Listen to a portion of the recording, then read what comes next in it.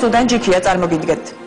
სტიქიით დაზარალებულ რეგიონში ივანიშვილი 20 ავტომობილისგან შემდგარი ექსკორტით ჩავიდა და დაზარალებული მოსახლეობის ნაცვლად საკუთარ მხარდამჭერებსა და ექსკორტის წევრებს ესაუბრა. რაკავშირშია სტიქიით დაზარალებულებთან ხრუშოვი და საბჭოთა ეპოქა. კომუნიზმის ნოსტალგია მილიარდერს არც კახეთში განელებია. ხრუშოვის ეპოქასთან ერთად ივანიშვილს საბჭოთა ფასებიც მოინატრა. საკუთარ მხარდამჭერებთან ისიც გადაიანგარიშა კომპენსაციისათვის განკუთვნილი 1500 ლარით რამდენი კილოგრამი ხორცის შეძენაა შესაძლებელი და ვისი კბილის გაკრაჭუნებას ეყოფა ეს ხორცი. ივანიშვილი აღიარებს, რომ პრეზიდენტის აჩრდილი დასდევს. თელავში ჩასულ ივანიშვილს კი საკუთარ სოფელში დაბრუნებმა კახელებმა მოსთხოვეს.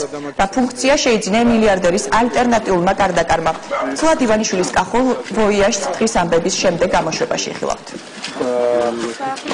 1500 პირდაპირ ხდება. კომუნისტების დროს ხორცი რომ მიჭამია და კბილებში დამრჩენია ზუსტად ის არის ის 1500. შევადარებთ ამას ზუსტად ეგ გეთანხმებით. არა, ერთი წლის შემდგომ რით უნდა გაისურვოთ? ერთი წლის შემდეგ რა უნდა მოვიყვანოთ? რით უნდა გაისურვოთ ერთი წლის შემდეგ ის ვალები? ან ერთი წლის შემდეგ რა უნდა მოიყვანოთ? განადგურებული პარტია. აგე სიმინდის გარა ნადგურდა. აი და ხასიმით ხრუშოვი კუკურუზი საშენელება. სულხელ მისულებ და ტრაქტორით კიბეები ასვლენ და დაუნგრევიან თლიანად მათ შორის რომ ეს დამახოდრეს საჩუქრად. საჭესთან გამოიჩნდეს სააკაშვილის გავს ის კაცი ვინც ზის საჭესთან ამ კიბეებს დაუნგრევს. შეიძლება სააკაშვილი არ იყო, მაგრამ მისი ლანდი რომ იყო ეს ფაქტია. ეს სტადი იკითხე, შენ სოფელში იკითხე შენი სახელი. არა კაცო შენ.